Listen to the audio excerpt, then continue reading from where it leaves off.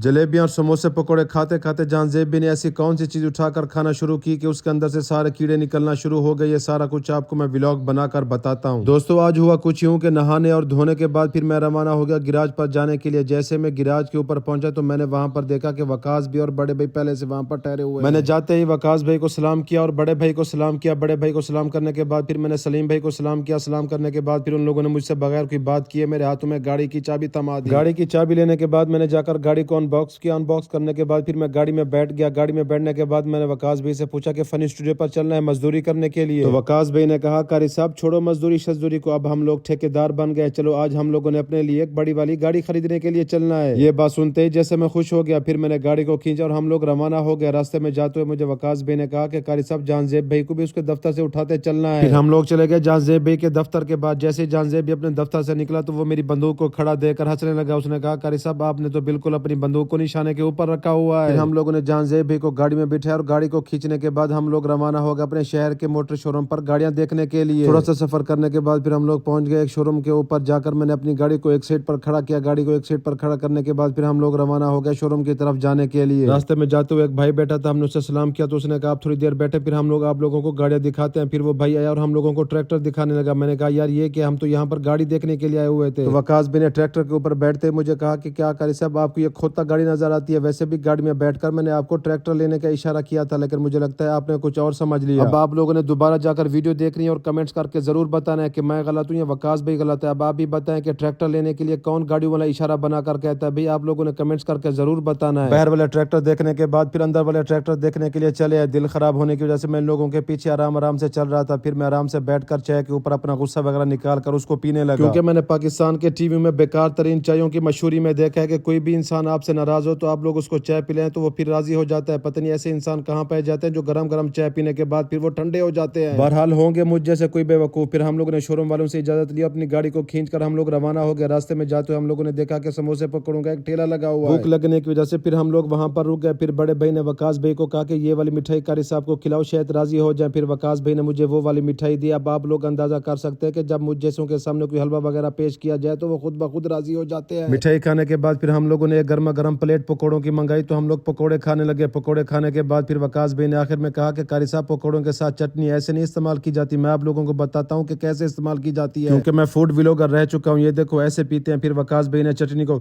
करके पी लिया और ये देखकर मेरे भी मुंह में पानी आ गया। फिर मैंने भी चटनी को करके पी लिया। चटनी पीने के बाद और पैसे वगैरह देने के बाद फिर हम लोगों ने गाड़ी को खींचा और रवाना हो गए सीधा अपनी जमीनों की तरफ जाने के लिए। वहां पर जाकर हम लोगों को भूख लगी हुई तो हम लोगों ने बगैर देखे गोभी के फूलों को पाटना शुरू कर दिया। तो वहीं पर जहाँ ज़ेबी को महसूस हुआ कि गोभी के अंदर कोई कीड़े वगैरह है, लेकिन गोभी के अंदर कोई कीड़े वगैरह नहीं थे। फिर हम लोगों ने अपनी जमीन का चक्कर वगैरह लगाया। चक्कर वगैरह लगाने के बाद फिर हम लोगों ने अपनी गाड़ी को खींचा और रवाना हो गया सीधा अपने घर की तरफ जाने के लिए। तो आप भाइयों से लेता हूँ इजाजत, फिर इंशाल्लाह मिलेंगे अगले व्लॉग में। तब तक के लिए अल्लाह हाफिज।